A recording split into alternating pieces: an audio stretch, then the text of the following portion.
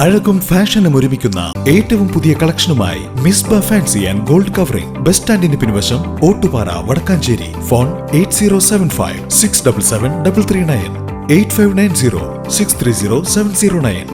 ഷൊർണൂരിൽ bus യാത്രയ്ക്കിടെ സ്ത്രീയുടെ മാല കവർന്ന സംഭവത്തിൽ 2 സ്ത്രീകളെ പോലീസ് അറസ്റ്റ് ചെയ്തു. കോയമ്പത്തൂർ സ്വദേശികളായ ഈശ്വരി, ശാന്തി എന്നിവരെയാണ് ഷൊർണൂർ പോലീസ് അറസ്റ്റ് ചെയ്തത്.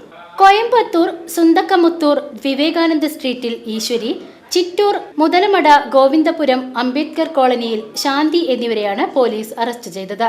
കഴിഞ്ഞ മാസം 3-ന് ചെർപ്പുളശ്ശേരിയിൽ നിന്നും ഷൊർണൂരിലേക്ക് വരികയായിരുന്ന ബസ്സിലെ യാത്രക്കാരി കുലുക്കല്ലൂർ പൊമ്പിലായ ഓടുപുരയ്ക്കൽ ഗീതയുടെ 3 പവൻ മാലയാണ് ഇവർ കവർന്നത്. ബസ് ഷൊർണൂർ ബസ് സ്റ്റാൻഡിൽ എത്തുന്നതിന് മുൻപായി തിരക്കിനിടയിൽ മാസ്ക് ധരിച്ച മറ്റൊരു സ്ത്രീ മാല പൊട്ടിക്കുന്നതായുള്ള CCTV ദൃശ്യം പോലീസിന് ലഭിച്ചിരുന്നു. തിരക്കിനിടയിൽ സാരിയിലൂടെ കൈയിട്ട് മാല പൊട്ടിക്കുന്നതാണ് ദൃശ്യങ്ങൾ.